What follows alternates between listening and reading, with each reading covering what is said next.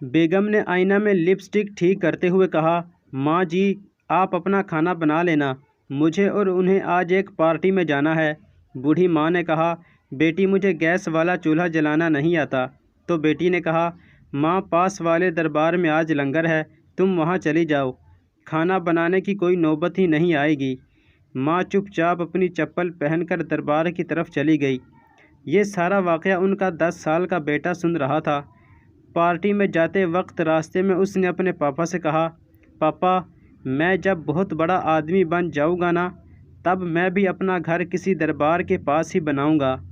ماں نے اس کی وجہ پوچھی، کیوں بیٹا؟ تو اس نے جو جواب دیا، اس کو سن کر اس کے ماں اور باپ کا سر شرم سے نیچے جھک گیا، جو اپنی ماں کو دربار میں چھوڑ آئے تھے۔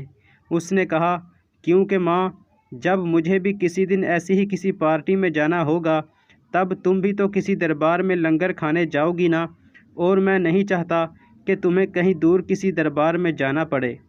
پتھر تب تک سلامت ہے جب تک وہ پہاڑ سے منسلک ہے، پتا تب تک سلامت ہے جب تک وہ درخت سے منسلک ہے، اور انسان اس وقت تک سلامت ہے جب تک وہ خاندان سے منسلک ہے۔